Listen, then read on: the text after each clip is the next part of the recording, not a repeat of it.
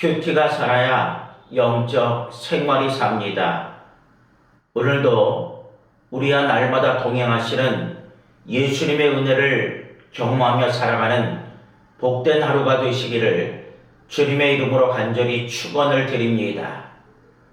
오늘은 3월 26일 목요일입니다. 우리들에게 주시는 큐티의 말씀은 마태복음 26장 14절로 25절까지의 말씀입니다. 그때 12 중에 하나인 가룟 유다라 하는 자가 대제사장들에게 가서 말하되 내가 예수를 너희에게 넘겨주리니 얼마나 주려느냐 하니 그들이 은 30을 달아주거늘 그가 그때부터 예수를 넘겨줄 기회를 찾더라. 무교절의 첫날에 제자들이 예수께 나와서 이르되 유월절 음식 잡수실 것을 우리가 어디서 준비하기를 원하시나이까? 이르시되 성한 아무에게 가서 이르되 선생님 말씀이 내 때가 가까이 왔으니 내 제자들과 함께 유월절을 내 집에서 지키겠다 하시더라 하라 하시니 제자들이 예수께서 시키신 대로 하여 유월절을 준비하였더라. 저물 때에 예수께서 12 제자와 함께 앉으셨더니 그들이 먹을 때에 이르시되 내가 진실로 너희에게 이르노니 너희 중에 한 사람이 나를 팔리라 하시니 그들이 몹시 근심하여 각각 여짜오되 주여 나는 아니죠. 대답하여 이르시되 나와 함께 그릇에 손을 넣는 그가 나를 팔리라. 인자는 자기에 대하여 기록된 대로 가거니와 인자를 파는 그 사람에게는 화가 있으리로다. 그 사람은 차라리 태어나지 아니하였더라면 제게 좋을 뻔하였느니라. 예수를 파는 유다가 대답하여 이르되 랍비여 나는 아니지요. 대답하시되 내가 말하였도다 하시니라. 우리가 살다 보면 가장 마음 아픈 일 중에 하나가 배신입니다. 믿었던 사람에게 상처를 받을 때 그 아픔은 더 크게 느껴질 수밖에 없습니다. 신뢰했던 관계가 무너질 때 우리는 깊은 실망과 슬픔을 경험하게 됩니다. 오늘 본문은 예수님을 배반한 가룟 유다의 이야기를 보여주고 있습니다. 예수님과 함께 지나며 말씀을 듣고 기적을 보고 가까이 있었던 제자가 결국 예수님을 팔아 넘기게 됩니다. 그것도 아주 작은 돈, 은 30의 말입니다. 그러나 이 말씀을 자세히 보면 단순히 배반의 이야기로만 끝나는 것이 아닙니다. 오히려 그 속에서 예수님의 놀라운 은혜가 드러나게 됩니다. 예수님은 배반을 아시면서도 그를 끝까지 품어주셨습니다. 그렇다고 한다면 오늘 말씀을 통해 인간의 배반과 그보다 더 커진 하나님의 은혜가 무엇인지 오늘 본문은 우리에게 그것을 말씀해 주고 있습니다. 오늘 말씀을 통해서 첫 번째로 생각해 볼 수 있는 것은 죄인은 하나님을 알면서도 배신할 수 있다라고 하는 사실입니다. 오늘 우리가 읽은 말씀은 가룟 유다가 대제사장들에게 찾아가는 장면으로 시작됩니다. 14절에 보면 그때 12 중에 하나인 가룟 유다라 하는 자가 대제사장들에게 가서 말하되 라고 기록합니다. 유다는 예수님을 모르는 사람이 아닙니다. 그는 예수님의 제자였습니다. 함께 먹고 함께 다니며 말씀을 듣고 기적을 보았던 사람입니다. 그런데 그런 사람이 예수님을 팔기로 결심을 합니다. 그러면서 예수님의 몸값을 흥정합니다. 15절에 보니까 내가 예수를 너희에게 넘겨주리니 얼마를 주려느냐 하니 그들이 은 30을 달아 주거늘. 당시 은 30은 종의 몸값 정도였습니다. 유다는 예수님을 그 정도 가치로 여겼습니다. 이것이 바로 죄의 무서움입니다. 하나님을 알고도 또한 가까이 있었어도 마음이 떠나면 배신할 수 있습니다. 우리의 모습은 다르지 않습니다. 우리는 하나님을 믿는다고 말하지만 때로는 삶 속에서 하나님보다 다른 것을 더 중요하게 여길 때가 있습니다. 돈, 인정, 욕심, 편안함이 하나님보다 앞설 때가 있습니다. 그러하게 죄는 우리와 멀리 있는 것이 아니라 우리의 마음에서부터 시작됩니다. 겉으로는 제자처럼 보였지만 유다의 마음은 이미 하나님과 멀어져 있었습니다. 작은 욕심 하나가 마음에 자리 잡을 때 그것이 점점 커져 결국 잘못된 선택으로 이어질 수 있습니다. 그래서 우리는 겉모습보다 마음을 더 조심해야 합니다.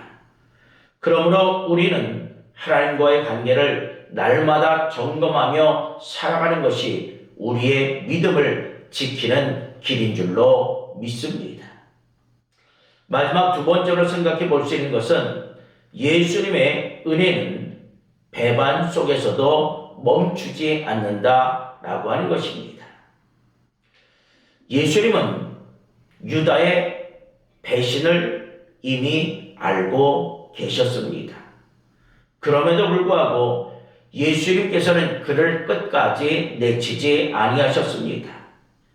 21절에 보면 그들이 먹을 때에 이르시되 내가 진실로 너희에게 이르노니 너희 중에 한 사람이 나를 팔리라 하시니 라고 말씀하시죠. 예수님은 이미 알고 계셨지만 그 자리에서 유다를 쫓아내지 아니하셨습니다. 오히려 식탁에 함께 앉게 하셨습니다. 이것이 은혜입니다. 제자들은 매우 근심하며 주여 나는 아니지요 라고 묻습니다. 그리고 유다도 다른 제자들과 같이 똑같이 뻔뻔하게 묻지요. 25절에 보면 예수를 파는 유다가 대답하여 이르되 라삐여 나는 아니지요. 대답하시되 내가 말하였도다 하시니라. 예수님은 유다의 질문에도 끝까지 말씀으로 응답하셨습니다. 마지막까지 기회를 주시는 모습입니다. 예수님의 은혜는 여기서 멈추지 않습니다. 배반을 아시면서도 끝까지 사랑하며 끝까지 함께 하시며 끝까지 돌이킬 기회를 주십니다. 이것이 바로 하나님의 은혜인 줄로 믿습니다. 우리는 연약하여 얼마든지 넘어질 수 있지만 하나님은 우리를 포기하지 아니하십니다. 우리가 돌아오기만 하면 하나님은 언제든지 우리를 받아주시는 분이십니다. 그래서 중요한 것은 넘어지지 않는 것이 아니라 다시 돌아오는 것입니다. 하나님의 은혜는 우리의 실패보다 더 크기 때문입니다. 우리가 주님을 떠난 것 같을 때도 주님은 우리를 향한 사랑을 결코 멈추지 아니하십니다. 그리고 지금 이 순간에도 하나님은 우리에게 다시 돌아오라 말씀하고 계십니다. 그러므로 우리는 그 은혜를 붙들고 다시 주님께로 나아가는 것이 진정한 믿음의 길인 줄로 믿습니다. 사랑하는 성도 여러분, 그런데 오늘 우리들의 삶의 모습은 어떠합니까? 혹 가룟 유다와 같은 모습은 우리에게 없습니까? 우리는 가룟 유다의 모습을 보며 남의 이야기처럼 생각할 수 있지만 사실 우리의 모습 속에도 하나님보다 다른 것을 더 앞세울 때가 있습니다. 때로는 연약함으로 넘어지고 마음이 하나님에게서 멀어질 때도 있습니다. 그러나 오늘 말씀은 우리의 연약함보다 더 크신 하나님의 은혜를 우리에게 보여주고 있습니다. 예수님은 배반을 아시면서도 끝까지 사랑하셨고 끝까지 기회를 주셨습니다. 하나님의 은혜는 우리의 실패로 멈추지 않으며 우리가 다시 하나님께로 돌아오기만 하면 하나님은 언제든지 우리를 받아주시는 하나님이십니다. 그러므로 오늘도 우리의 마음을 온전히 주께 내어드리며 그 은혜를 붙들고 다시 주님께로 나아가는 삶을 살아보자 최선을 다할 수 있는 오늘 하루가 되시기를 주님의 이름으로 간절히 축원을 드립니다. 기도하겠습니다. 우리에게 사랑을 멈추시지 않는 하나님, 오늘 말씀을 통해 우리의 모습을 다시 돌아보게 하시니 참으로 감사를 드립니다. 우리는 주님을 믿는다고 말하면서도 우리의 삶 속에서는 주님보다 다른 것을 더 의지하며 살아왔음을 고백합니다. 마음이 주님에게서 멀어졌던 순간들을 이 시간 용서하여 주옵소서. 또한 우리의 연약함을 아시면서도 끝까지 사랑하시는 은혜를 감사드리며 이 시간 우리의 마음을 다시 주님께 드리오니 받아 주시옵소서. 그리고 넘어졌던 자리에서 다시 일어나게 하시고 주님께로 돌아오는 믿음을 허락하여 주시옵소서. 매일매일의 삶을 주님의 은혜를 붙들고 살아가게 하시며 주님보다 다른 것을 앞세우지 않게 하여 주옵소서. 그래서 오늘도 주님과 함께하며 끝까지 믿음을 지키는 하나님의 사람들이 되게 하여 주시옵소서. 사순절을 통하여 우리의 죄악된 모습을 십자가 아래 장사 지내게 하시고 우리에게 주어진 십자가를 지고 오직 주님만을 따르는 삶을 살게 하여 주옵소서.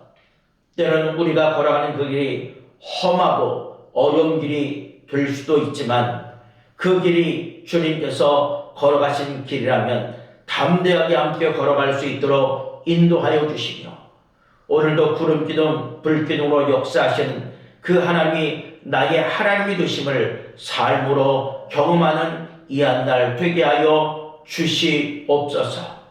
우리의 몸과 마음과 영혼 온전히 주님께 드리오니 주님께서 받아 주시옵소서.